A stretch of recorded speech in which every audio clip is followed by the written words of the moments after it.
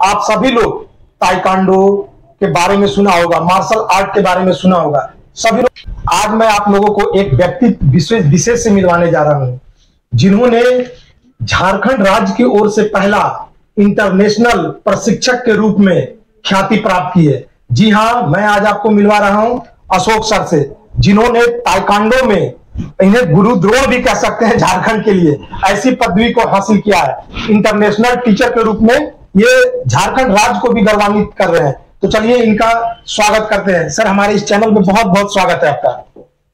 धन्यवाद। मैं सबसे पहले आपके चैनल को धन्यवाद देना चाहता हूं कि आपने इस इंटरनेशनल मास्टर कोर्स के पश्चात जो एग्जाम मैंने दिया था उसको आपने गंभीरता से लिया। सर, आपने बड़ी काम ही ऐसी कर दी है कि हमें लेना पड़ा। सर, एक्चुअली में आपने पहली बार झारखंड के, बहुत सारे लोग इसमें पार्टिसिपेट किए होंगे, तो इसमें जब आपको ये प्रशिक्षक का पद मिला तो जाहिर सी बात है बहुत सारे रिस्पॉन्स भी आ रहे होंगे, कैसा लग रहा है? मैं सबसे पहले कुछ बताना चाहूंगा आपको कि झारखंड में पहली बार, वो तो सर मैं आपसे बातें करूंगा, अभी लंबी बात करूंगा। अभी फिलहाल आपको रिस्पॉन्स आ रहा है, लोग बधाइयां दे रहे हैं, कैसा फील हो रहा है? बहुत खुशी मिलती है जब इस तरह का कोई काम आप करते हैं। क्योंकि ये जब कोरिया से चल करके भारत में आया और इतना लंबा समय बीत गया, लगभग 45 ईयर, और तब जाकर के झारखंड का व्यक्ति कोई पहला जो इंटरनेशनल लेवल पे प्रशिक्षक बनता है, तो कितनी बड़ी उपलब्धि है। तो आपको तो अच्छा लग ही रहा होगा, लेकिन क्या रिस्पॉन्स आ रहे हैं? सभी को की बधाइयां मुझे मिल रही है और मैं अपने आप को खुश महसूस कर रहा हूं। लेकिन मैं आपको बता दूं कि सबसे पहले मैं इस सभी चीज का एक श्रेय देना चाहूंगा भारतीय ताइक्वांडो संघ के महासचिव श्री प्रभात शर्मा सर का, जिन्होंने अथक प्रयासों के पश्चात आज ये कार्यक्रम करवाया। 21 से 24 तक चला था, फिर उसके बाद 2 दिन तक एग्जामिनर का कोर्स चला था। ये सारा श्रेय प्रभात शर्मा सर को जाता है, जिन्होंने बहुत मेहनत कर करके ये कुकीवान वर्ल्ड ताइक्वांडो जो होता है, कुकीवान एक यूनिवर्सिटी है, वर्ल्ड ताइक्वांडो हेडक्वार्टर, उसके माध्यम से यह कार्यक्रम करवाया गया था।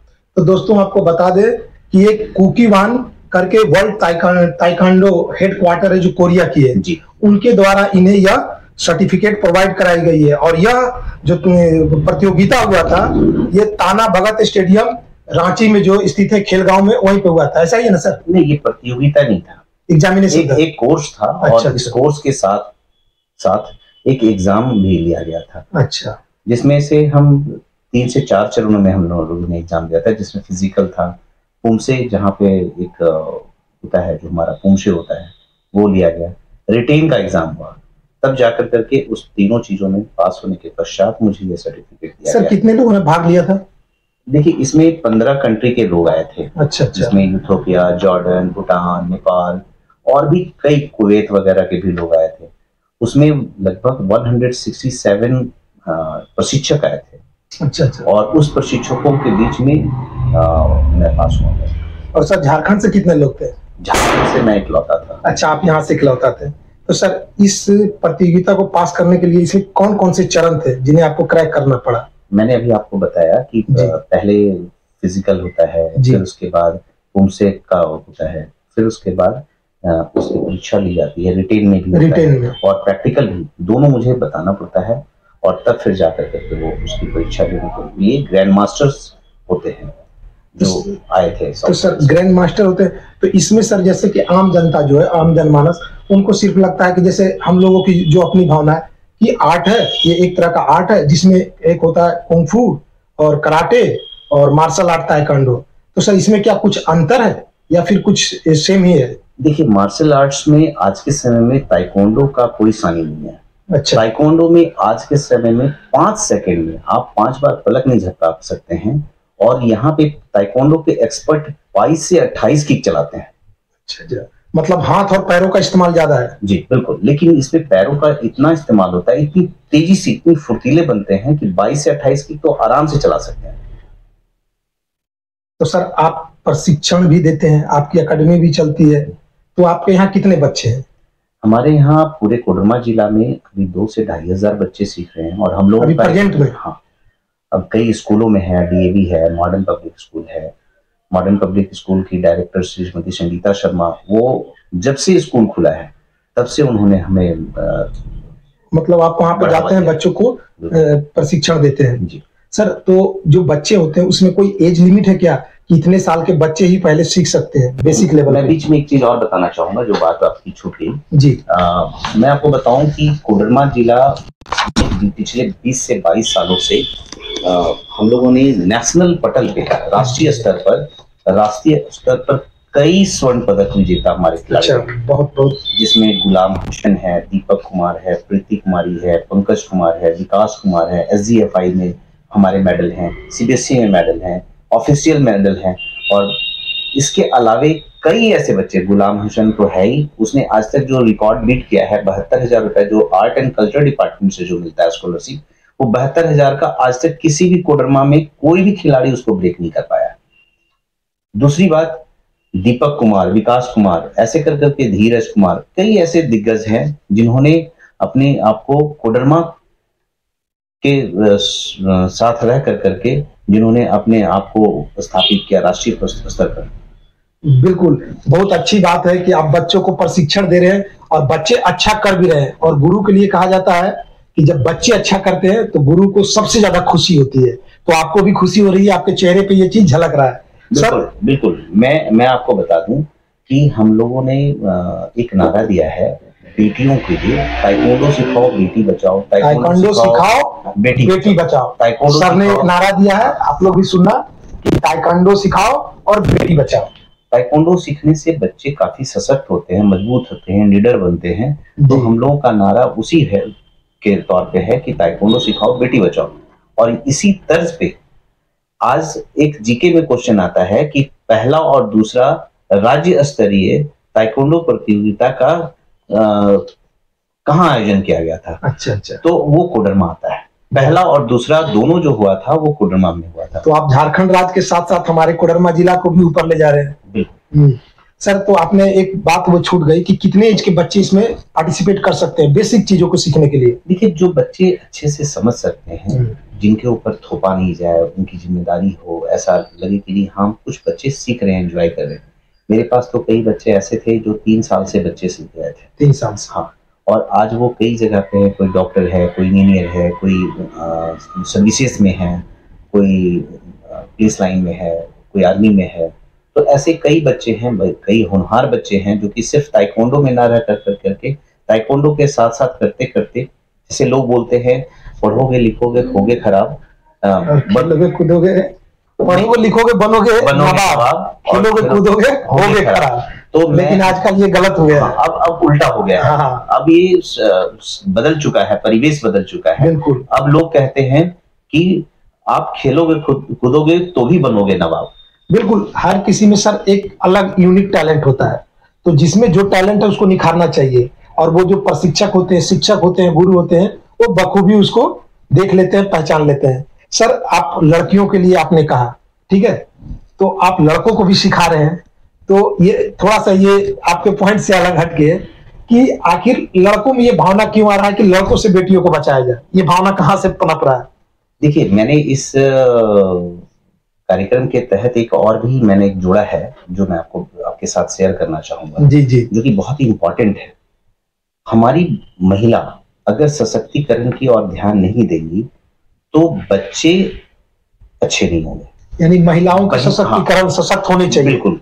आज का जो समाज का परिवेश चल रहा है, पुरुष प्रधान देश है, हम अपनी महिलाओं को सशक्त करें और महिलाओं के साथ साथ उन बच्चों को भी समझाएं जिनके भाई हैं, बहन हैं, भाई हैं, कोई ऐसे रिलेटिव हैं जिनको वो समझा सके कि नहीं हम जो कर रहे हैं वो गलत है। सर, मेरा तो ये मानना है कि हो सकता है जैसे सर कि बच्चे को ही सशक्त करें, उसमें भेदभाव, डिस्क्रिमिनेशन जो है ये चल रहा है। क्योंकि सर ये मेरा पर्सनल हो सकता है, लेकिन जो समाज में देख रहे हैं, चूंकि ये जनरल हम लोगों की बातचीत चल रही है एक तरह से, तो उसमें ये है कि अगर हम या तो बच्चे में लड़के को तवज्जो देंगे या लड़कियों को देंगे तो कहीं ना कहीं थोड़ा डिस्क्रिमिनेशन दिखता है। तो मे भी बच्चों को ही बढ़ाया जाए, बच्चों को ही आगे बढ़ाया जाए। क्योंकि आप जो ताइक्वांडो सिखा रहे हैं इसमें सर मेंटल हेल्थ की तो चीज आती है, साइकोलॉजी भी उनको ट्रीट करते हैं, फिजिकली भी ट्रीट करते हैं। तो जाहिर सी बात है जब वो फिजिकली मेंटली जब मजबूत होंगे तो अच्छे रास्ते पर चलेंगे। तो सर क्या इसके लिए आप लोग मेडिटेशन भी कराते हैं? देखिए, मैं आपको बताना चाहूंगा कि कनाडा में जब बच्चे बड़े होते हैं तो उनको बैलेंस करने के लिए उनको सेना में भेजा जाता है। हमारे यहाँ ऐसी कोई व्यवस्था नहीं है। हमारे यहाँ बच्चे अगर बड़े हो रहे हैं तो उनको मोबाइल दिया जाता है, बिल्कुल पढ़ाई करना है, उनको पढ़ाई नहीं करते हैं बच्चे अगर, तो वो कुछ गलत संगत में जाते हैं। पेरेंट्स कभी नहीं चाहते हैं कि बच्चे खेलें। हम लोग आज यही कारण है कि इस बार ओलंपिक में काफी पीछे रहे। बिल्कुल सर, यहीं से एक प्रश्न उठता है, मेरे मन में भी था और आपने कह भी दिया सर। हम लोग को देखने को मिलता है कि खास करके हरियाणा एक ऐसा राज्य है जहां से बच्चे खेलते हैं, कूदते हैं और ओलंपिक में अच्छा करके दिखाते हैं, और भी जो नेशनल इंटरनेशनल गेम है, एशियन गेम है, वहां पे बेहतर करते हैं। तो ऐसा क्या कारण है कि हमारे जो झारखंड के बच्चे हैं वो कुछ बेहतर नहीं कर पाते हैं? और एक चीज और भी देखा जाता है कि जो बच्चे बढ़ रहे हैं, खास करके पुरुषों की बात कर रहा हूँ, युवा नेता, युवा समाज सेवी नेता ऐसे बैनर चलाते हैं और आगे चलकर मैं कई लोगों को जानता हूं कि कुछ खास नहीं कर पाते हैं और तो दब जाते हैं। तो उनका भी कुछ हो, उनके पास समय है। देखिए, बहुत सारी चीजें ऐसी है, जैसे सीबीएसई ने काफी खेल को बढ़ावा देने के लिए डाल रखा है। हमारे यहाँ झारखंड में दुर्भाग्य ऐसा है कि पहले खेल नीति नहीं थी। बिल्कुल 2 साल से लगातार हर बार इनोवेशन हो रहा है और इस पे खेल नीति के लगातार कार्यक्रम चल रहा है, नियम बन रहे हैं, लेकिन ग्राउंड लेवल पर नियम बिल्कुल नगण्य है। उसका सबसे बड़ा वजह यह है कि हमारे यहाँ नीरज चोपड़ा जैसे तो लोग बन जाते हैं, लेकिन कभी आपने वो देखा है कि नीरज चोपड़ा कैसे बने? उनको कोई भी चीज सुविधा दी गई तब बन दी गई जब वो कहीं से ऊपर आए। लेकिन मेरा कहना एक चीज है कि जितने भी बच्चे हैं बहुत मेरिटोरियस है, बच्चों में कोई दोष नहीं। बच्चों के लिए आज के समय में साधन नहीं है। वो अगर चाहता भी है कि कहीं हम जाएं, कुछ करें, तो पीछे से इतनी सारी रस्सियां हैं, मजबूरियां, बिल्कुल सर, जहां पे वो पढ़ नहीं पाता है। और जो बच्चे उस मजबूरियों को तोड़ कर करके बाहर बढ़ते हैं, मैं आपको इसमें एक ऐड करना चाहूंगा। मैं जब मार्शल आर्ट सीख रहा था तो उस समय मेरे घर से परमिशन नहीं थी। कब की बात है सर? ये मुझे लगता है कि 90s की रही होगी। 90s? हाँ। तो उस समय कोई भी चीज नहीं था। मैं 91 का ब्लैक बेल्ट हूँ और मैं बता दूं कि उसके पहले मैंने जो येलो बेल्ट लिया था 3 साल लग गए थे मुझे बेल्ट लेते। सर अब यहीं पर थोड़ा कुछ, वो तो बातें हो गई खेल कूद की, इसमें कुछ सर टेक्निकल शब्द है सर। इसमें जो कैटेगरीज है कैसे डिफाइन किए जाते हैं? येलो, ब्लू, ब्लैक, ये क्या है सर?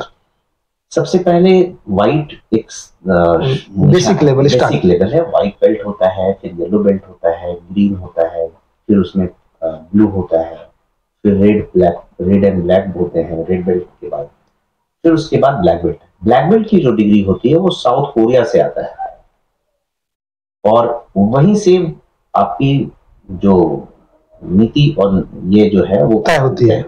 तो सर इसके ट्रेनिंग के दौरान इसमें क्या खास होता है? ब्लैक बेल्ट के लिए पूछ रहा हूँ क्योंकि बहुत से लोग, जैसे लोग ज्यादातर फिल्मों से प्रभावित हैं और एक ऐसा एक्टर है जो 90s के जमाने का एक्टर इसी के लिए जाना जाता था, जिसको आजकल अक्षय कुमार के नाम से जानते हैं, क्योंकि वो ताइक्वांडो, ब्लैक बेल्ट और यही सब अभी भी तो लोग जानना चाहते हैं कि इसमें क्या ट्रेनिंग किस तरह की होती है, क्या इसमें मतलब टेक्निकलिटीज है कि मतलब कितना टफ ट्रेनिंग है ब्लैक बेल्ट के लिए? देखिए, पहले अगर देखा जाए तो पहले लोगों में बहुत ही कड़ा निर्णय होता था, बहुत कड़े टीचर्स होते थे 90 में। हाँ, उस समय लोगों को जबरदस्ती पैर फैला करके स्ट्रेचिंग करना और बहुत मतलब उसमें क्रूरनेस होता था। वो जो क्या कहते हैं बालू को गर्म करना, ये करना, वो करना, वो सब अब नहीं है। अच्छा। पहले की जो ट्रेनिंग होती थी वो बिल्कुल साइंटिफिक नहीं होती थी। अच्छा। अभी हम कह सकते हैं कि सारा चीज हमारा साइंटिफिक है।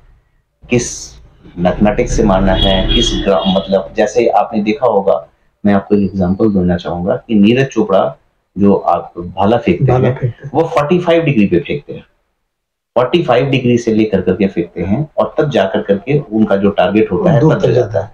अगर वही 60 डिग्री से अगर फेंकेंगे तो उनका डिस्टेंस कम हो जाएगा। तो यही चीज है कि हमारा बॉडी किस रेंज से मारना है, 90 डिग्री लाना है, 180 डिग्री में बॉडी टर्न करना है या 100, ये तो सर साइंस का भी है, ये मैथमेटिक्स है। साइंटिफिक मोशन में ये सब चीजें आती है। 540 इनफैक्ट 540 भी चलता है, 840 चलता है, ये अभी मैं बता रहा हूँ आपको कि आप अगर YouTube में देखेंगे तो एक से एक तरह का किक मिलेगा। एक बार टर्न करेगा और वो हवा में कम से कम 3 बार 4 बार टर्न करेगा। 180 इंटू आप जोड़ते रहिए, आप उसको 840 तक जा सकता है।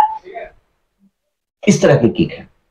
तो सर आने वाला समय में इसका भविष्य क्या दिखता है? अगर कोई बच्चे सीखते हैं तो केवल वो सीख के रह जाएंगे या उनको कोई प्लेटफॉर्म मिलेगा जहां पे वो इस्तेमाल कर सके? देखिए, नीति जो बन रहा है आने वाले समय में डायरेक्ट आप डीएसपी बनेंगे। अच्छा। झारखंड गवर्नमेंट ने जो बना कर रखा है, अभी 15 लाख रुपए से स्टार्ट है, 75,000 रुपए से स्टार्ट है, जो कि आपका 1 करोड़ तक की राशि जाती है।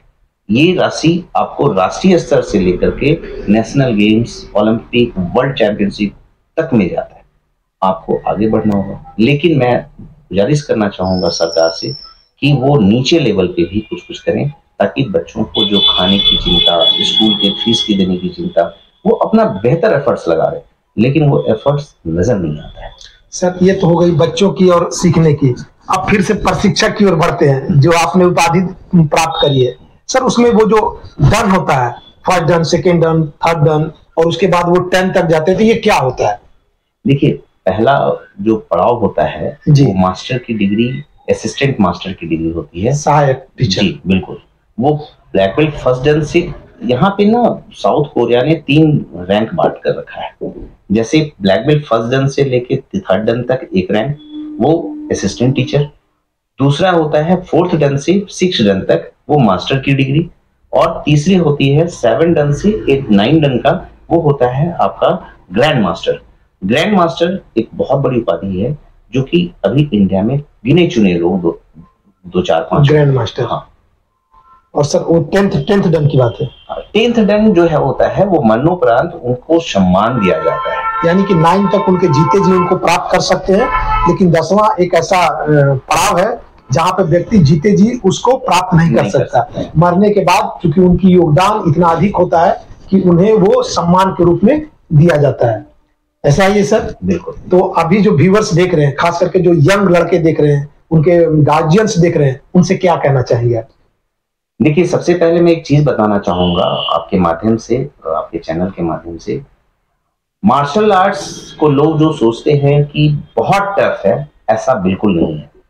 आपने देखा होगा बंदरों का जो हाथ जब चलता है तो वो झापड़ चलता है तो देखते हुए कि लाल हो जाता है और फट फट जाता है। हमारा ताइक्वांडो भी ऐसा है कि हम लोग ढीला मारते हैं, और यही कारण है कि बॉडी टाइट कर करके नहीं कर करके हम लोग धीरे और सॉफ्ट करके चलता है। तो कई गार्जियन ये सोच रखते हैं कि हमारा बच्चा ये नहीं कर पाएगा। ताइक्वांडो एक मार्शल आर्ट्स है जो हम बिल्कुल हल्के में लेकर के कर सकते हैं और बहुत आसान से कर सकते हैं। इसलिए ताइक्वांडो आत्मरक्षा के लिए भी, आपके कैरियर के लिए भी, और आपके भविष्य के लिए, चूंकि आप स्वस्थ नहीं रहेंगे, फिजिकल फिटनेस नहीं है, तो आप आगे भी नहीं कर सकते हैं। बिल्कुल। प्लस क्या है, इसमें आपके जॉब इतने सारे हैं, बैंक्स में है, सर्विसेज में है, और बहुत जगह ऑप्शनल है जहां पे आप अपने आप को स्थापित कर सकते हैं। तो अभी आप सुन रहे हैं हमारे कोडरमा जिला से झुमरी तिलैया के रहने वाले अशोक सर के, जिन्होंने अभी 112वें सर रांची के खेलगांव में एक एग्जाम हुआ था, जिनमें इन्होंने कई पड़ाव पार करने के बाद में वहां पे प्रशिक्षक की पदवी अर्थात इंटरनेशनल लेवल पे झारखंड के पहले व्यक्तित्व हुए जो इंटरनेशनल लेवल की यह पद को पाया है। तो इन्होंने गौरव तो दिलाया है अपने राज्य को और हमारे भी एरिया को। तो सर आपको एक बार फिर से खूब खूब धन्यवाद, बधाई। और हम चाहेंगे कि आने वाला समय में हमारे जो बच्चे हैं और जो आने वाले जनरेशन है, उनके लिए ऐसा प्लेटफॉर्म तैयार करके जाएं कि वो कुछ बेहतर करके जाएं खेल के क्षेत्रों में। जैसे हरियाणा कर रहा है वैसा चाहेंगे। जैसे हमारे राज्य से एक धोनी साहब जाने जाते हैं, जब वो फील्ड में आते हैं तो व्यूअर्स भी और टीआरपी भी बढ़ जाती है। तो ऐसा कुछ करें कि और भी जितने भी खेल हैं उनमें भी लोग रुचि ले। बिल्कुल, मैं खुद इंटरनेशनल प्लेयर रहा हूं, वो मैं बताता नहीं हूं। मैं आपको एक चीज और बताऊं कि हमारी जो झारखंड ताइक्वांडो संघ के जो महासचिव हैं जी, श्री संजय शर्मा जी, वो इंटरनेशनल मेडलिस्ट रहे हैं। आज उनके बागलोर से झारखंड ताइक्वांडो एसोसिएशन चल रहा है, और आप समझ सकते हैं एक खिलाड़ी अगर इंटरनेशनल में मेडलिस्ट रहे हों तो उनकी क्या क्षमता रहती है। तो आप सर को सुनते जाओ, कितने छुपा रुस्तम निकले सर। आज अगर मैं कोई बात करूं तो वो मेरे बहुत ही अच्छे फ्रेंड हैं, बहुत अच्छे मित्र हैं। मुझे कभी ऐसा नहीं लगा कि वो एक सीनियर पोस्ट पे हैं और इस तरह का है। मेरी उनसे बहुत अच्छी बात होती है, बहुत विषय पे बात होती है कि ताइक्वांडो का कैसे डेवलप किया है। तो ये श्रेय आज के समय में इस कार्यक्रम को भी सही कराने में झारखंड का, तो उसमें इनका बहुत बड़ा योगदान है, श्री संजय शर्मा जी का।